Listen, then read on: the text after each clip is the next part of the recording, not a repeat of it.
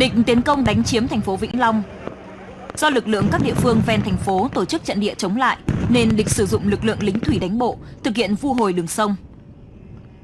Sau hơn 30 phút chiến đấu, lực lượng vũ trang thành phố Vĩnh Long đã làm chủ hoàn toàn trận địa, đến kỹ chiến thuật, khả năng phối hợp tác chiến trên trận địa đặc biệt quan trọng. Theo kịch bản, nội dung diễn tập tác chiến khu vực phòng thủ tỉnh Vĩnh Long năm 2011 chia làm 3 giai đoạn.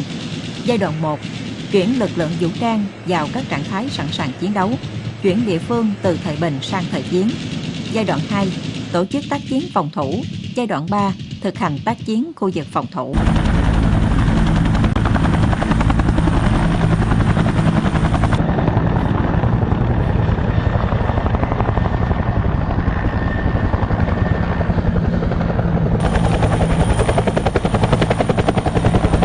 Sơ tán dân, cứu hộ, cứu nạn, cứu sập đổ công trình, cứu thương, cứu hỏa và thực binh tình huống A4.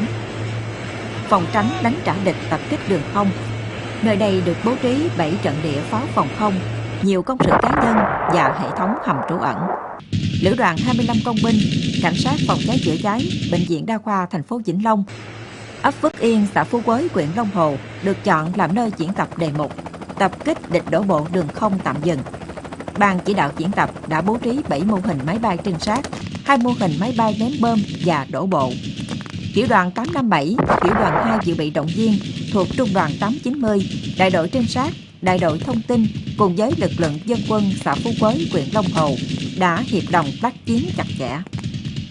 Tất cả anh em cán bộ chiến sĩ đều thể hiện tốt hành động khẩu lệnh và tác phong chỉ huy xử lý tình huống chính xác kịp thời, phối hợp chặt chẽ giữa động tác cá nhân với hành động của phân đội, giữa kỹ thuật với chiến thuật, đảm bảo hoàn thành tốt nhiệm vụ được phân công.